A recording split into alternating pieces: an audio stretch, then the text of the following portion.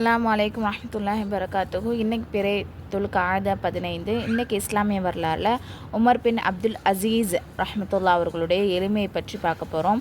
இவங்களுடைய காலத்தில் மிகப்பெரிய அரசராக இருந்திருக்காங்க. இவங்களுக்கு கடுகளவு கூட அகந்தை இருந்ததே கிடையாது. உணவுலையும் சரி உடையிலையும் சரி மிகவும் எளிமையாக தான் இருந்திருக்காங்க. அதே மாதிரி மிகவும் பணிவாளராகவும் இருந்திருக்காங்க. அடிமைகள் மற்றும் பணியாளர்களை பாகுபாடின்றி நடத்தியிருக்காங்க. அதாவது பணியாளர்கள் ஓய்வெடுக்கும் போது அவங்களுடைய வேலையை அவங்களே செஞ்சுக்குவாங்க. ஒரு தடவை அவங்க வீட்டுக்கு ஒரு கெஸ்ட் வந்திருக்காங்க. பேசி கொண்டு இருக்கும்போது இரவாகிருச்சு. பேசிக்கிட்டே இருக்கும் போது இரவாகிறது. அதுக்கப்புறம் என்ன பண்ணுறாங்கன்னா விளக்கும் என்ன அணைஞ்சு போயிடுது.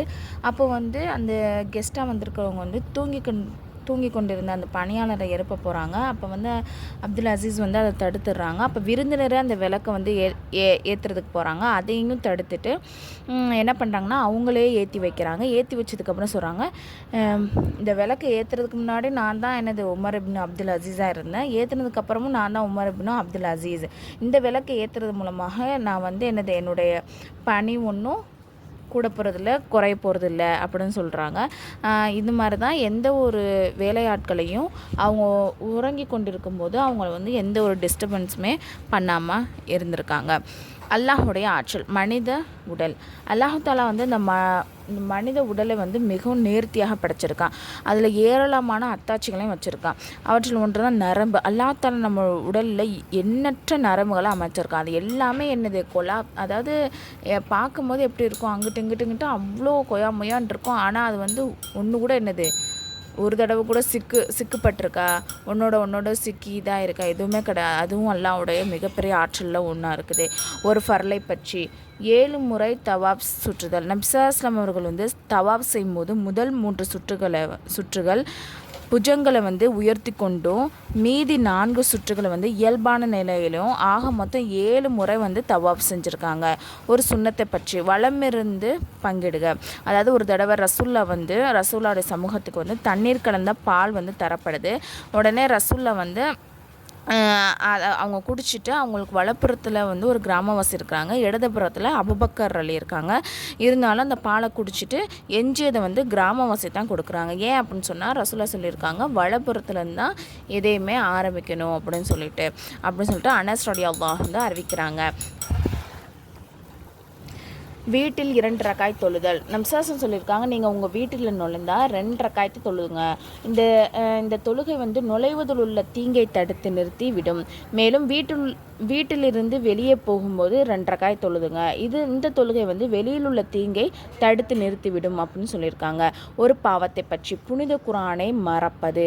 யார் குர்ஆனை மனனம் செஞ்சு பிறகு அதை மறந்துடுறாங்களோ அத்தவங்க மறுமையினால் கை அல்லது வேறு ஏதாவது ஒரு உறுப்பு துண்டிக்கப்பட்ட நிலையில தான் அல்லாஹ்வை சந்திப்பாங்க. நஅூது பில்லாஹி மின்ஹா.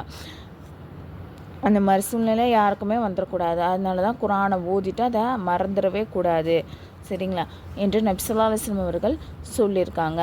உலகத்தை பற்றி. முஃமின்களுக்கு இவ்வுலக சிறைச்சாலை. முஃமின்களுக்கு இவ்வுலகம் சிறைச்சாலை மற்றும் பஞ்ச பூமியாகும். எப்போது அவர் உலக விட்டு செல்கிறாரோ அப்போயே அந்த 2லிருந்து அவர் விடுபட்டவராகிறார் என நபிசாசம் சொல்லியிருக்காங்க. மறுமை பற்றி. சொர்க்கத்தின் பணியாளர். குர்ஆனில் அல்லாஹ் தஆலா சொல்கிறான், எப்போதும் இளமையோடு இருக்கும் சிறுவர்கள் அவர்களை அதாவது சொர்க்கவாசிகளை சுற்றி சேவை செஞ்சுக்கிட்டே வருவாங்க. அவர்களை நீர் காண்பீரானால் பரத்தப்பட்ட முத்துக்களால் அவர்களை நீர் எண்ணுவீர். அன்றியும் அங்கு நீர் பார்த்தீராயின் இன்ப பாக்கியங்களையும் மாபெரும் அரசாங்கத்தையும் காண்பீர்கள் அப்படின்னா அல்லாஹ் தாலா சூரா தஹ்ரில் சொல்கிறான். நபி வழி மருத்துவம். சூட்டை உண்டாக்கும் உணவு. அதாவது நபிசாசம் பேர்த்தம்பழத்தையும் வெள்ளரி பிஞ்சையும் சேர்த்து சாப்பிட்ருக்காங்க. பேரிச்சம்பழம் சூட்டை உண்டாக்கும் பொருள். நபிசாசம் அதுடன் குளிர்ச்சியை உண்டாக்கக்கூடிய வெள்ளரிக்காயும் சேர்த்து சாப்பிட்ருக்காங்க.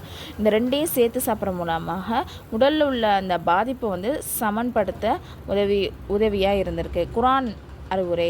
குர்ஆனில் அல்லாஹ் தஆலா சொல்கிறான், நாம் மனிதனுக்கு தன் பெற்றோர் இருவருக்கும் நலம் செய்ய வேண்டியது பற்றி போதித்தோம். அவனுடைய தாய் பலவீனத்தின் மீன் பலவீனம் கொண்டவளாக கர்ப்பத்தில் அவனை சுமந்தாள்.